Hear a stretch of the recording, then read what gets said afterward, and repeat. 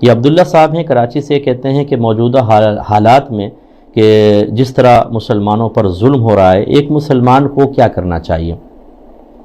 دیکھیں میرے آقا صلی اللہ علیہ وسلم نے واضح طور پہ فرمایا کہ اگر تم برائی کو ہاتھ سے بدل سکتے ہو تو ہاتھ سے بدل دو، ورنہ زبان سے بدلو، ورنہ کم از کم اسے دل میں برا جانو، اور یہ ایمان کا کمزور ترین درجہ ہے۔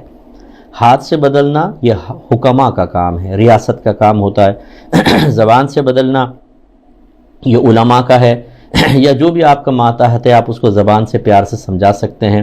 ہاں کبھی ہاتھ سے ماں باپ جیسے مارتے ہیں یا ٹیچر تھوڑا سا پنشمنٹ کر لیتا ہے وہ چل جائے گا، اور اگر یہ دو صورتحال نہیں ہیں تو دل میں برا جانا، اور یہ ایمان کا کمزور ترین درجہ ہے۔ تو ایسے حالات دیکھنے کے بعد آپ دل میں اس کو برا جانیں اور یہ نیت کریں کہ اگر اللہ تبارک و تعالیٰ مجھے قدرت دیتا تو میں مطلب کوئی مزاحمت میں شامل ہوتا، کچھ ہوتا، اس طریقے سے آپ دل میں نیت کر سکتے ہیں، انشاءاللہ بری ذمہ ہوں گے۔ ہاں چوتھا درجہ جو ہے وہ بڑا ہی برا ہے کہ ان حالات کو دیکھنے کے باوجود بھی کچھ محسوس نہ ہونا، کوئی دل میں تنگی نہ آنا، بے پرواہی سے دیکھنا اور فراموش کر دینا۔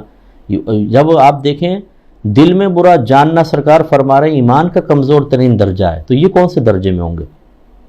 تو میرے آقا صلی اللہ علیہ وسلم نے ارشاد فرمایا کہ تمام مسلمان آپس میں ایک جسم کی مانند ہیں، کہ جسم کے اگر ایک حصے کو میں تکلیف ہوتی ہے تو پورا جسم درد محسوس کرتا ہے۔ بس یہ آپ کو کرنا ہوگا۔ اور میں اکثر عرض کرتا ہوں کہ آپ بیٹھ کے پوسٹیں چلائیں، آپ میسج چلائیں، اتنا چلاؤ کہ دنیا میں ہنگامہ ہو جائے، دنیا لرز جائے۔ ارے بھائی یہ میسیجوں سے لرزے گی؟ میں اپنے نوجوانوں سے خاص طور پہ گزارش کرتا ہوں کہ جدید دور کے چیلنجز کا سامنا کرنے کے لیے آپ اپنے وقت کو بچائیں سب سے پہلے۔ یا آپ ٹک ٹاک پر بیٹھ گئے اور فیس بک پر بیٹھ گئے، یوٹیوب پہ اپنا وقت ضائع کر رہے ہیں۔ ہاں پازیٹیو اگر آپ چیز حاصل کر رہے ہیں تو ایک الگ بات ہے، اس کی بات نہیں کر رہا ہوں، جو ضائع کر رہے ہیں ان کی بات کر رہا ہوں۔ وقت بچا کر پھر اسے ایسے کاموں میں استعمال کریں جس میں آپ کے دین کا اور آپ کے ملک کا فائدہ ہو۔